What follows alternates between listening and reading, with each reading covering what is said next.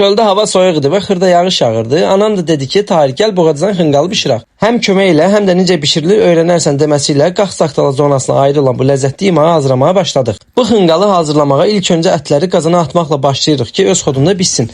Xəngəli quru ətlə hazırlayırlar. Əgər yoxdursa təzə ətlə də eləyə bilərik. Ət bişən kimi suyunu azaldıb içində biraz saxlayırıq. Üzərinə 5-6 kartof düzürük. Ət hazır olana kimi öncədən xəmiri yoğurmuşduq ki, acısın. Hazır olduqdan sonra xəmiri incə, nazik şəkildə yayıb hər tərəfini yağlayırıq ki, bişmə prosesi zamanı bir-birinə yapışıb xəşil kimi olmasın. Hazırladığımız xəmir 3 nəfərlik xəngəl üçün nəzərdə tutulmuşdu. Sonra hissə isə kvadrat formasında ayırırıq və qazandakı ət və kartoşkanın üzərinə səliqə ilə düzüb bişməsini gözləyirik. Hazırlanma qaydasını tam şəkildə videonun aşağı hissəsində qeyd edəcəm.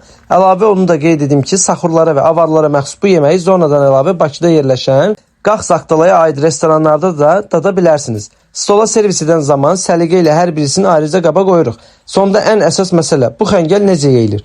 Kartoşkanı götürüb əzirik. Xəmirin üstünə əzilmiş kartoşkadan biraz qoyuruq. Davamınca ətdən qoyub suyundan da əlavə edirik. Dadını yeyənlər bilir ki, bu xəngəl necə ləzzətli olur. Yeyənlərə nuş olsun, yeməyənlərə də qismət olsun deyib sizlərlə sağollaşıram.